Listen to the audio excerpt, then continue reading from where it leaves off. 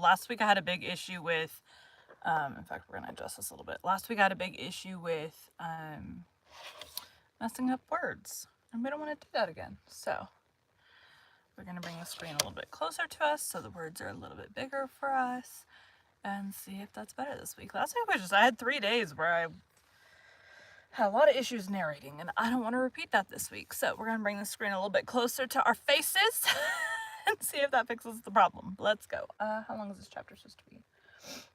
This guy. 14 minutes. Today we'll be continuing 20,000 Leagues Under the Sea by Jules Verne. Chapter 17. From Cape Horn to the Amazon.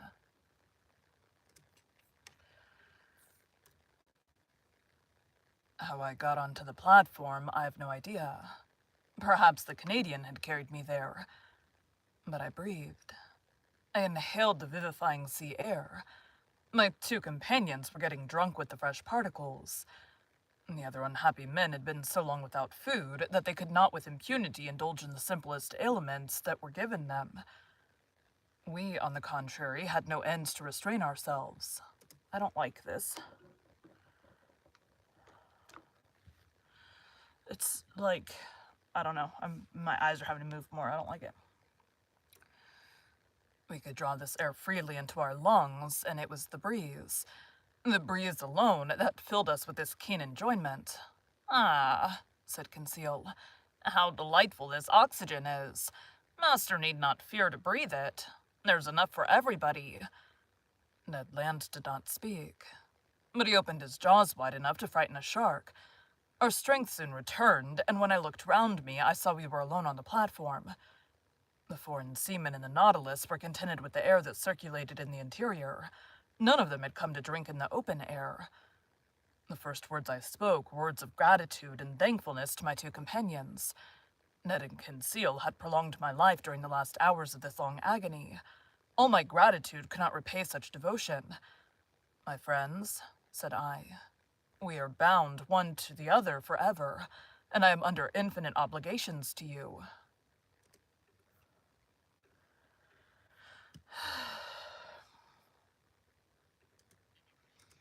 Did you call, sir? Perhaps I have.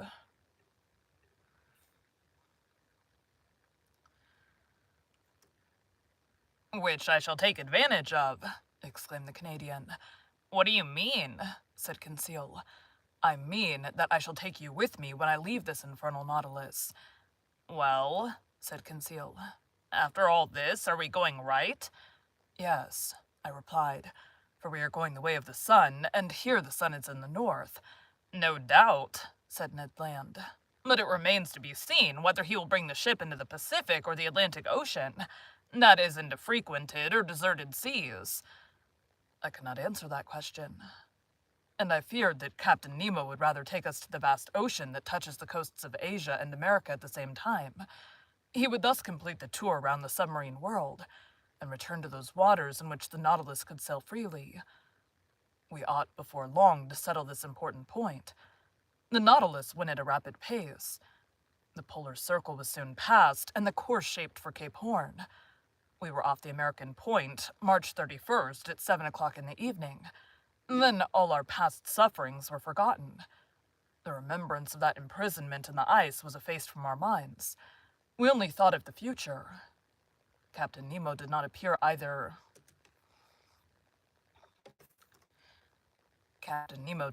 again either in the drawing room or on the platform. Each day on the planisphere, and marked by the lieutenant, showed me the exact direction of the Nautilus. Now on that evening it was evident. To my great satisfaction, we were going back to the north by the Atlantic. The next day, April 1st, when the Nautilus ascended to the surface some minutes before noon, we sighted land to the west. It was Terra del Fuego. Fuego?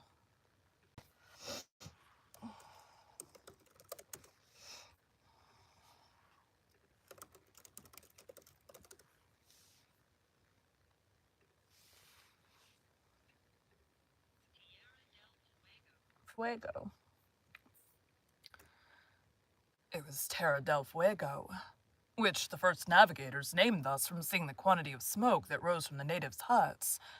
The coast seemed low to me, but in the distance rose high mountains. I even thought I had a glimpse of Mount Sarmiento, that rises 2,070 yards above the level of the sea with a very pointed summit, which, according as it is misty or clear, is a sign of fine or of wet weather. At this moment, the peak was clearly defined against the sky. The Nautilus, diving again under the water, approached the coast, which was only some miles off. Which was only some few miles off. From the glass windows in the drawing room, I saw long seaweeds and gigantic fuci and varech, of which the open polar sea contained so many specimens. With their sharp polished filaments, they measured about 300 yards in length. Real cables, thicker than one's thumb and having great tenacity. They are often used as ropes for vessels. Another weed, known as velp, with leaves 4 feet long, buried in the coral concretions, hung at the bottom.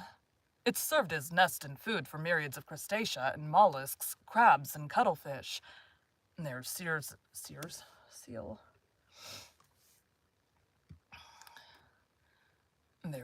and otters had splendid repasts, eating the flesh of fish with sea vegetables according to the English fashion. Over this fertile and luxuriant ground, the Nautilus passed with great rapidity. Towards evening, it approached the Falkland group, the rough summits of which I recognized the following day.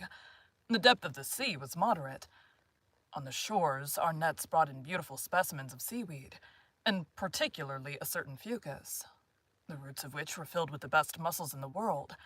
Geese and ducks fell by dozens on the platform, and soon took their places in the pantry on board. When the last heights of the Falklands had disappeared from the horizon, the Nautilus sank to between 20 and 25 yards, and followed the American coast. Captain Nemo did not show himself. Until the 3rd of April, we did not quit the shores of Patagonia, sometimes under the ocean, sometimes at the surface. The Nautilus passed beyond the large estuary formed by the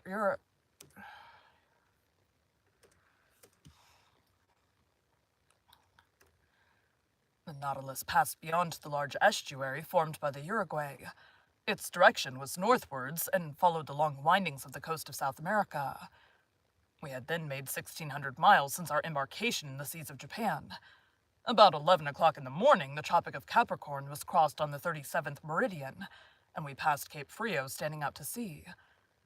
Captain Nemo, to Ned Land's great displeasure, did not like the neighborhood of the inhabited coasts of Brazil, for we went at a giddy speed. Not a fish, not a bird of the swiftest kind could follow us, and the natural curiosities of these seas escaped all observation. The speed was kept up for several days, and in the evening of the 9th of April we sighted the most westerly point of South America that forms Cape San Roque. But then the Nautilus swerved again, and sought the lowest depth of a submarine valley which is between this cape and Sierra Leone on the African coast. This valley bifurcates?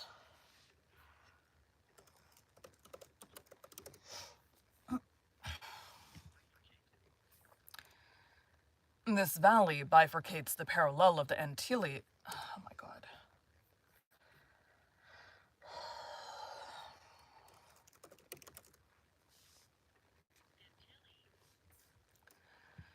This valley bifurcates the parallel of the Antilles and terminates at the mouth by the enormous depression of 9,000 yards. In this place, the geological basin of the ocean forms, as far as the Lesser Antilles, a cliff to 3.5 miles perpendicular in height, and at the parallel of the Cape Verde Islands, an other wall not less considerable, that encloses thus all the sunk continent of the Atlantic. The bottom of this immense valley is dotted with some mountains, that give to these submarine places a picturesque aspect. I speak, moreover, from the manuscript charts that were in the library of the Nautilus, charts evidently due to Captain Nemo's hand, and made after his personal observations. For 2 days, the desert and deep waters were visited by means of the inclined planes. The Nautilus was furnished with long diagonal broadsides, which carried it to all elevations. But on the 11th of April, it rose suddenly, and land appeared at the mouth of the Amazon River, a vast estuary. What is this word?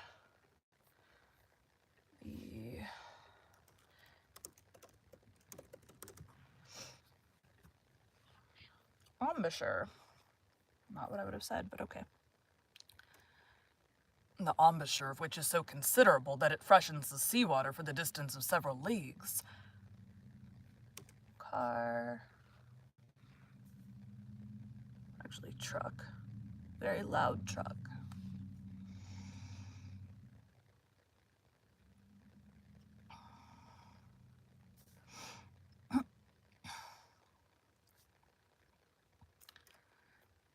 The equator was crossed.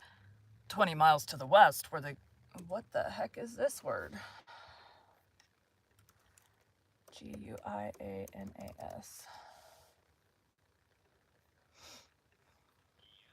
Guianas. 20 miles to the west were the Guianas, a French territory on which we could have found an easy refuge. But a stiff breeze was blowing, and the furious waves would not have allowed a single boat to face them. Ned Land understood that, no doubt, for he spoke not a word about it. For my part, I made no allusion to his schemes of flight, for I would not urge him to make an attempt that must inevitably fail. I made the time pass pleasantly by interesting studies. During the days of April 11th and 12th, the Nautilus did not leave the surface of the sea, and the net brought in a marvelous haul of zoophytes, fish, and reptiles. Some zoophytes had been fished up by the chain of the nets. They were for the most part beautiful... Oh my god.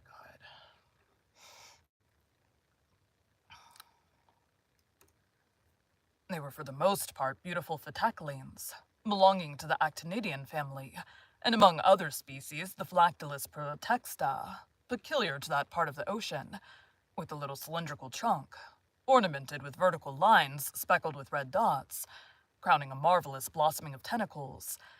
As to the mollusks, they consisted of some I had already observed, turritellas, olive porphyras, with regular lines intercrossed, with red spots standing out plainly against the flesh, odd pteroceras, like petrified scorpions, translucid hylias, argonauts, cuttlefish, excellent eating, and certain species of calmars that naturalists of antiquity have classed among the flying fish, and that served principally for bait for cod fishing.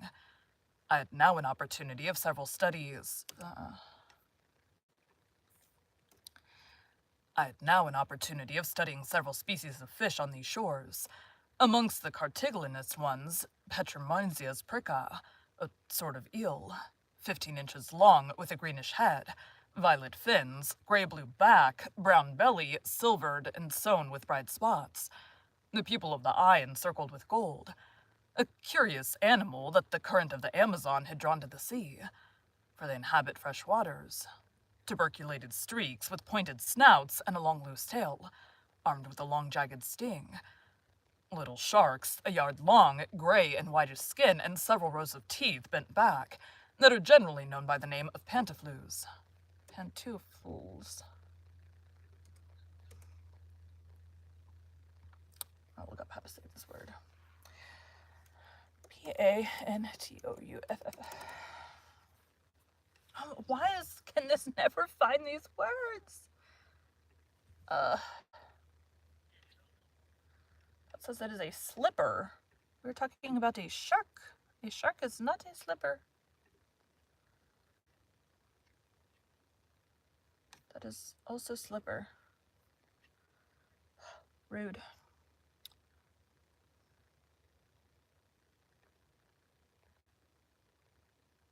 Yeah. I hate that it can't find these words. Pantoffel. Grr. Okay, pantoffel.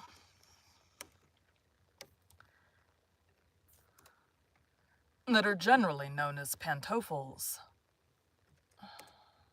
These sciencey words? I don't know what kind of dictionary you go to look for these sciencey words. Where am I on the page? There it is. That are generally known by the name of pantoffels. Vespertilios, a kind of red isosceles triangle, half a yard long, to which pectorals are attached by fleshy prolongations. That's not the word. Prolongations.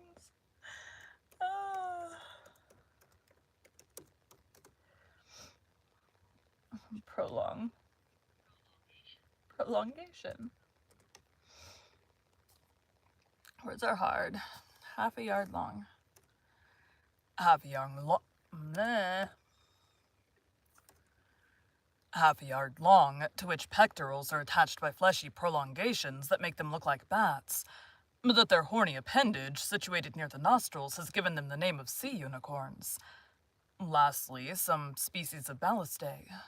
The Curasavian, whose spots were of a brilliant color, and the Capriscus of clear violet, and with varying shades like a pigeon's throat. Thank God we're done talking those. I end here this catalogue, which is somewhat dry perhaps, but very exact, with a series of bony fish that I observed in passing belonging to the, oh my God, another word. Apteronotes? I'm so glad to be done with this book soon. Notes. Yeah, no idea.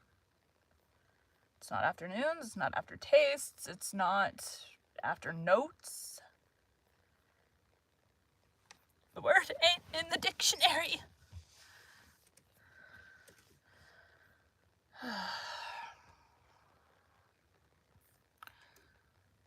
But very exact, with a series of bony fish that I observed in passing belonging to the apteronotes, and whose snout is white as snow.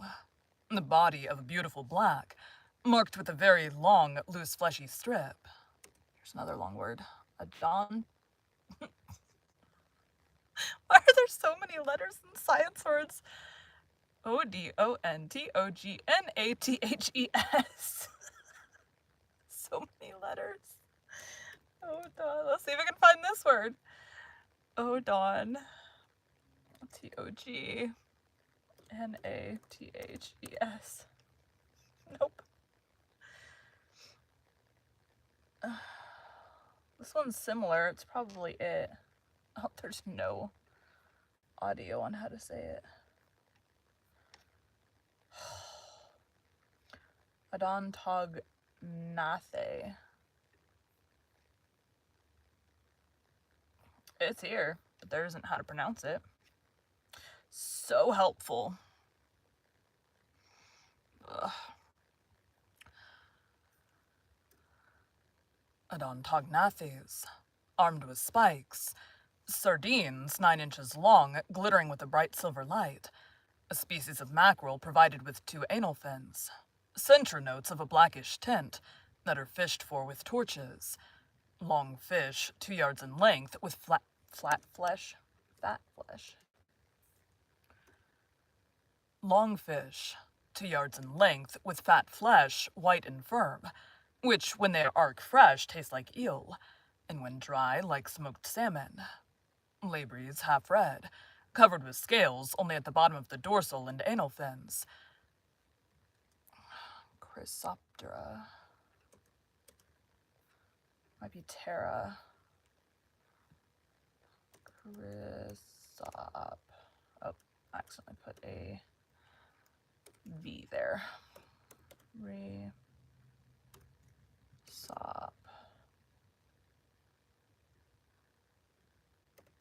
Terra. No, it's like, we don't know what that is. Try this one. Nope, not how to pronounce it. Grr. Let's just give up looking up these sciencey words. These technical names of fish. Chrysoptera, on which gold and silver blend their brightness with that of the ruby and topaz. Golden-tailed spares, the flesh of which is extremely delicate, and whose phosphorescent properties betray them in the midst of the waters. Orange-colored spares with long tongues. Migres with gold caudal fins. Dark thorntails, anableps of Suriname, etc. Notwithstanding this, etc., I must not omit to mention that fish that conceal... words are hard.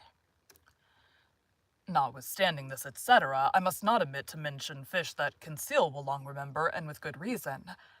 One of our nets had hauled up a sort of very flat ray fish, which, with the tail cut off, formed a perfect disc and weighed 20 ounces. It was white underneath, red above, with large round spots of dark blue encircled with black, very glossy skin terminating in a bilobed. These words. I am so excited to get to Pride and Prejudice. Bilobed. Because Pride and Prejudice is not going to have all these words. Oh, very bilobed is the word. Very glossy. Nope. Very glossy skin terminating in a bilobed fin. Laid out on the platform, it struggled, tried to turn itself by convulsive movements, and made so many efforts that one last turn nearly sent it into the sea. But Conseil, not wishing to let the fish go, rushed to it, and before I could prevent him, had seized it with both hands. In a moment, he was overthrown, his legs in the air and half his body paralyzed, crying, "Oh, master, master, help me!" It was the first time the poor boy had spoken to me so familiarly.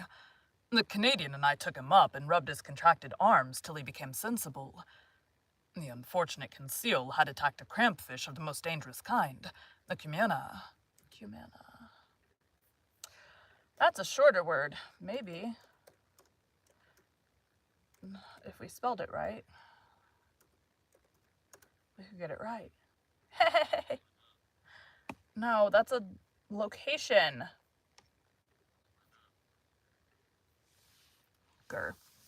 Kumana.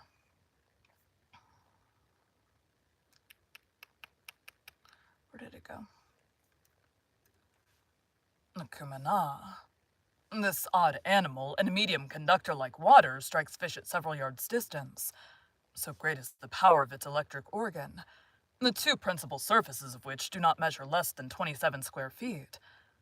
The next day, April 12th, the Nautilus approached the Dutch coast, near the mouth of the Maroni. It's probably wrong. Maroni. Didn't mean to start recording. Gotta find where I am on the page.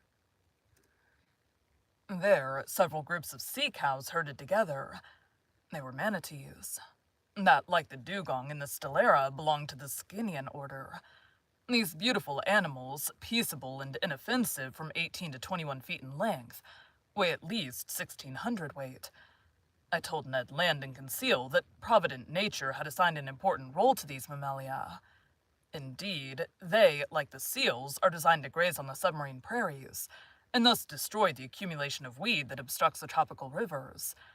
And do you know, I added, what has been the result since men have almost entirely annihilated this useful race? That the putrefied weeds have poisoned the air, and the poisoned air causes the yellow fever that desolates these beautiful countries. Enormous vegetations are multiplied under the torrid seas, and the evil is irresistibly developed from the mouth of the Rio de la Plata to Florida. If we are to believe Toussaint, this plague is nothing to what it would be if the seas were cleaned of whales and seals, and infested with poulps, medusae, and cuttlefish. They would become immense centers of infection, since their waves would not possess these vast stomachs that God had charged to infest the surface of the seas. Finished. Thank you for joining Bite at a Time Books today. While we read a bite, my throat made a noise. Thank you for joining Bite at a Time Books today. While we read a bite of one of your favorite classics. Again, my name is Bree Carlile, and I hope you come back tomorrow for the next bite of 20,000 Leagues Under the Sea.